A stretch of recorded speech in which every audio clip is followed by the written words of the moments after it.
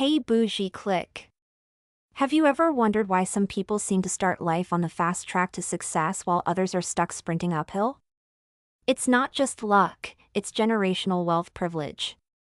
This isn't just about trust funds or luxury cars, it's about the invisible advantages that shape opportunities, success, and even entire communities.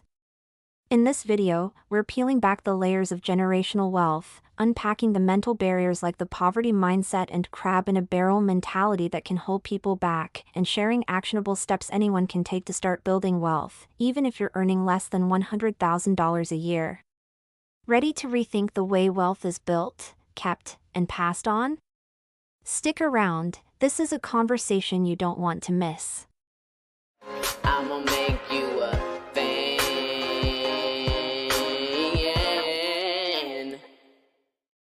Understanding generational wealth privilege. Generational wealth privilege is the ultimate cheat code in life, a head start that not everyone gets to enjoy. It's like starting a race halfway to the finish line while others are still lacing up their sneakers.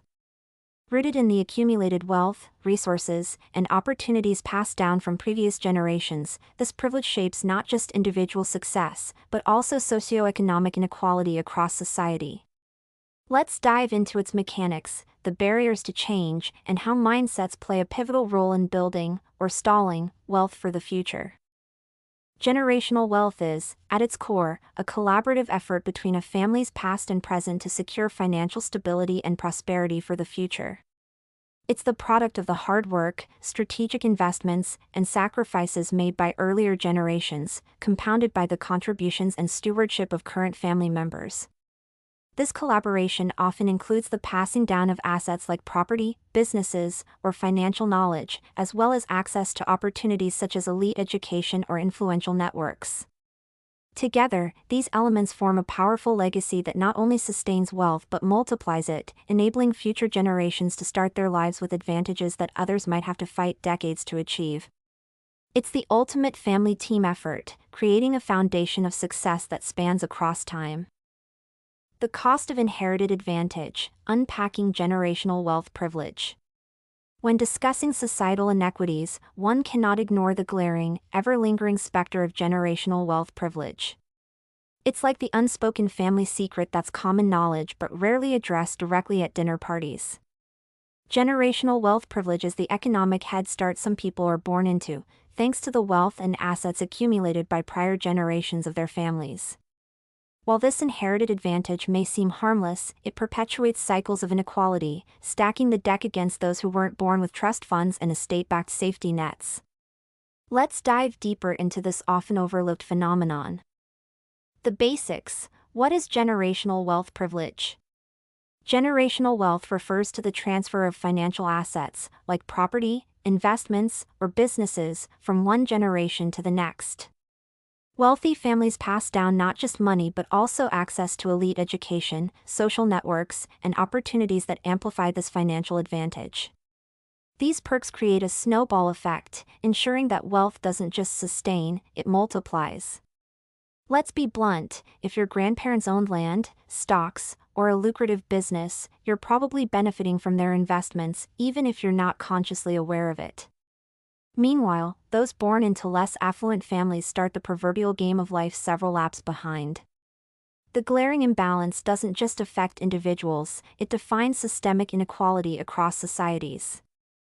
The cycle of privilege, it's not just about money. Wealth isn't merely a sum of dollars or assets, it's a set of systemic advantages.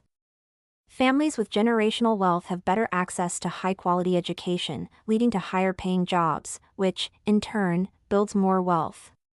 It's a cycle so airtight that even the most determined outsiders struggle to break in. Consider the concept of legacy admissions in prestigious universities. Wealthy families don't just donate buildings for the heck of it, it's a calculated move to cement their children's academic futures. A degree from an elite institution opens doors to exclusive job markets, perpetuating the cycle of privilege. This isn't just chance, it's generational strategy at its peak. The invisible shield of financial safety nets. For those with generational wealth, life comes with a built-in safety net. Startup business failed? No problem, family money can help you bounce back. Lost your job? Your family's rental properties can fund your lifestyle until you're back on your feet. Generational wealth turns risks into minor inconveniences, while for others, the same setbacks can mean complete financial ruin. Even purchasing a home, a cornerstone of middle-class stability, is radically easier when you have family wealth backing you up. From down payments to co-signed loans, generational wealth smooths out life's rough patches while others struggle to find their footing. The legacy of inequality. Who gets left behind? The flip side of generational wealth privilege is generational poverty, often tied to systemic barriers like racial discrimination, lack of access to education, and historical disenfranchisement. For marginalized groups, the road to wealth building isn't just uphill, it's littered with landmines like predatory lending, wage gaps, and housing discrimination. Meanwhile, the privileged few can claim their wealth without acknowledging the systems that helped build it. Let's be real, the self-made billionaire narrative is often a myth. Many of the so-called self-made entrepreneurs benefited from significant family wealth, whether in the form of seed money, education, or industry connections. The success story you're sold often skips over the silver spoon. The benefits of generational wealth. Assets and access. Generational wealth isn't limited to trust funds and beachfront properties. It encompasses assets like homes, businesses, investments, and savings, as well as intangible resources such as elite education, professional networks, and financial safety nets. Imagine this: while some are scrambling for student loans, others are choosing between Ivy League acceptances, all thanks to family wealth. A head start in life. This privilege means that someone can afford to take risks that others can't, whether it's starting a business without fearing bankruptcy, pursuing a passion career without worrying about bills, or buying a home without drowning in debt. These opportunities often compound over time, creating even more wealth and stability. Cultural and social capital. Beyond material wealth, generational privilege also provides access to cultural and social capital, the unspoken rules, networks, and status that open doors to prestigious circles and elite opportunities. It's not just about what you own, it's about who you know and what you know. The persistence of wealth disparities. Systemic barriers. Generational wealth privilege doesn't exist in a vacuum. Socioeconomic inequality is often baked into systemic barriers, like access to quality education, racial discrimination, and biased lending practices. These systems reinforce the status quo, making it challenging for those without inherited wealth to catch up. The cycle of wealth inequality. Here's the harsh truth: wealth begets wealth. Families who start with financial stability can invest, save, and grow their wealth over time. Meanwhile, those without a safety net often find themselves stuck in cycles of debt and struggle. The gap between the haves and have-nots only widens with each generation. The mindsets that make or break generational wealth. The poverty mindset. A poverty mindset doesn't necessarily mean being poor, it's a psychological approach to money and success rooted in scarcity. Characteristics of this mindset include fear of taking risks, leading to missed opportunities. Focus on short-term survival rather than long-term planning. Belief that success is zero-sum: if someone else wins, you lose. Resistance to change and fear of stepping out of comfort zones. Breaking free from this mindset requires a shift in perspective. Financial literacy, goal setting, and fostering an attitude of abundance can be transformative. The crab-in-a-barrel mentality. This behavior is as toxic as it sounds. Instead of lifting each other up, individuals sabotage or undermine their peers out of jealousy or fear. It's the belief that someone else's success diminishes your own, a mentality that destroys collaboration and community progress. Overcoming this requires fostering mutual support, celebrating collective achievements, and understanding that success is not a zero-sum game. When one person climbs out of the barrel, they can pull others up with them. The crab-in-a-barrel mentality, a self-defeating trap. The phrase crab in a barrel conjures the image of crabs scrambling over one another in a confined space, pulling each other down instead of working together to climb out. The crab-in-a-barrel mentality thrives on the notion that one person's success comes at the expense of others. Instead of celebrating each other's victories, individuals stuck in this mindset feel threatened or resentful when someone makes it out. This mentality often arises in situations where resources, opportunities, or paths to success seem scarce. It's a manifestation of survival instincts in environments where systemic barriers make upward mobility feel like a long shot. The irony? This infighting ultimately benefits no one and ensures that the barrel remains full, crabs and all. The crab in a barrel mentality embodies selfishness at its core, as it represents a group of individuals sabotaging each other's progress instead of working collaboratively toward mutual success. This mindset often arises from insecurity, jealousy, or fear of being left behind, creating an environment where people view another's achievements as a threat rather than inspiration. Instead of celebrating wins, those trapped in this mentality pull others down to maintain a false sense of balance, ensuring that no one escapes. Ultimately, this self-defeating cycle not only harms individual growth but also stifles the potential of the collective group, keeping everyone confined to the limitations of the metaphorical barrel. It's a destructive cycle of misplaced priorities that undermines the strength found in unity and support. While this mentality isn't unique to any one group, its impact on the Black community deserves particular scrutiny, as the interplay between systemic oppression and internalized struggle amplifies the consequences. Proverbs 13 verse 22 states, "A good person leaves an inheritance for their children's children, but a sinner's wealth is stored up for the righteous." This verse underscores the importance of foresight and stewardship in building a legacy for future generations. Sadly, some of our ancestors failed to embody this wisdom, not because they were merely poor, but because their actions were often rooted in selfishness and short-term thinking. They lived for the moment, indulging in vices like gambling or drug addiction, prioritizing fleeting pleasures over the well-being of their children.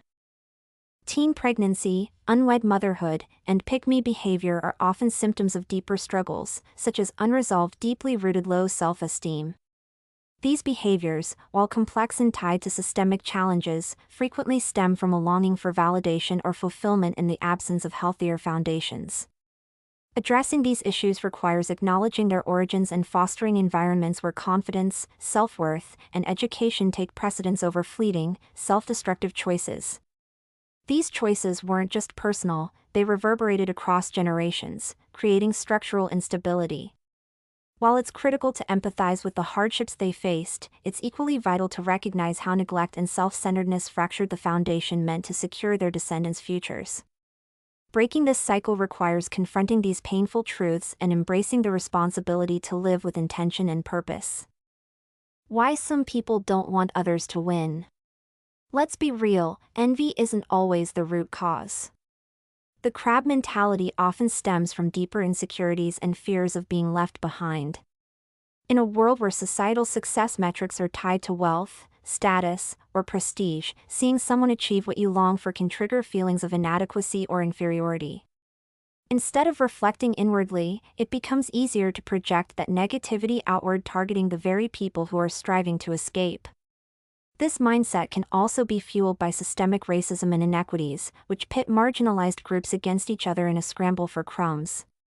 When the system is designed to limit collective progress, competition becomes ingrained as survival. Divide and conquer, after all, is a strategy older than time. The Black community and the barrel's deeper layers. Within the Black community, the crab-in-a-barrel mentality is uniquely harmful, not because of any inherent flaw in the culture but because of the compounded pressure of systemic oppression. Racist structures deliberately designed to disempower Black individuals, such as discriminatory hiring practices, lack of access to capital, and unequal education systems, create environments of scarcity. In these environments, watching someone rise to success can feel like betrayal or abandonment. Historical wounds deepen the divide. Centuries of exploitation and division, from slavery to the civil rights struggle, have left scars on the collective psyche of Black communities. These scars can manifest in mistrust, skepticism, or resistance to cooperation, a byproduct of internalized oppression. Instead of building each other up, individuals are conditioned to see each other as competitors, rather than allies. The ripple effects of the crab mentality. The crab mentality doesn't just hurt individuals, it stifles entire communities. It fosters cycles of isolation, limits opportunities for collaboration, and prevents the collective advancement necessary for overcoming systemic barriers. It can lead to a lack of mentorship, diminished support for Black-owned businesses, and even resentment toward visible leaders who are perceived to be selling out or forgetting their roots. This mentality can also be weaponized externally. Institutions and systems of power benefit when marginalized communities remain divided, as unity poses a greater threat to the status quo. By fostering division, the barrel becomes an unbroken tool of control. Breaking free, the power of unity and elevation. Let's be clear, crabs weren't meant to live in barrels. The solution isn't to fight for individual escape but to dismantle the barrel altogether. To combat the crab mentality, the Black community must cultivate a culture of mutual support, where success is celebrated collectively and opportunities are shared widely. Strategies for breaking free include community empowerment, supporting Black-owned businesses, mentorship programs, and education initiatives that uplift others. Collective advocacy, working together to challenge systemic inequities rather than competing for limited resources. Positive representation, celebrating and amplifying success stories to shift the narrative from competition to collaboration. Building wealth on a modest salary. Even if you're making less than $100,000 a year, there are ways to start building generational wealth. Budget and save, set aside savings for emergencies and investments. Automate savings to stay consistent. Invest wisely. Start small with stocks, ETFs, or mutual funds. Compound interest is your best friend. Build a side hustle, generate extra income through freelancing, tutoring, or selling crafts. Focus on education, invest in learning skills that increase earning potential, like coding or project management. Buy property, real estate can be a powerful long-term investment, even if it's just a modest first home. Pass down knowledge, teach financial literacy to the next generation. Knowledge is just as valuable as money. Collaborate and network, build communities of mutual support, sharing resources and opportunities. Generational wealth privilege is a system of advantages that perpetuates inequality, but it doesn't have to be an insurmountable barrier. By understanding the dynamics at play, confronting harmful mindsets, and taking proactive steps, even on a modest income, anyone can start to shape a legacy of growth for the next generation. The race may not be fair, but with determination and strategy, you can make it to the finish line and beyond. What needs to change? Addressing generational wealth privilege isn't about tearing down the wealthy but about leveling the playing field. Progressive tax policies, increased inheritance taxes, and expanded access to quality education are just a few ways to disrupt the cycle of privilege. Wealth should not be an accident of birth but an outcome of effort and opportunity. Until then, the scales will remain tipped in favor of the already advantaged. Final thoughts, crawling out together. The crab-in-a-barrel mentality is a self-sabotaging cycle, but it doesn't have to remain that way. By tackling the systemic issues that foster scarcity and nurturing a culture of upliftment rather than rivalry, Black communities can cultivate the unity essential for sustainable progress. Here's the reality: when one crab breaks free, the entire barrel's time is limited. Together, our shared victories are not just achievable, they're unstoppable. Generational wealth privilege resembles an exclusive club that requires no application, it's invitation only, with the guest list established long before one's birth. While it's tempting for those who benefit to attribute their advantages to hard work, the fact remains that their starting position was significantly farther ahead than others. Acknowledging this isn't about assigning blame, it's about confronting the systemic inequalities that keep opportunities hidden behind ornate barriers. After all, if the system is rigged, the only just course of action is to change the rules. And that's a wrap, folks. Generational wealth privilege is not just a buzzword, it's a lens through which we see how advantages and challenges are passed down through the years. Whether you're starting with inherited resources or carving your path against the odds, understanding these dynamics is key to shaping a better financial future. Remember, mindsets matter, communities thrive together, and the steps you take today could change the story for the next generation. If you found this discussion helpful or eye-opening, don't forget to like, share, and subscribe for more content like this. Let's keep the conversation going in the comments below. I'd love to hear your thoughts and experiences. Until next time, stay empowered and stay building. What do you think? Do you have generational wealth privilege? Let me know in the comments section. Stay bougie. Follow and support me. All links in bio. Don't forget to like, share, and subscribe. Check description for more info. New episodes every day.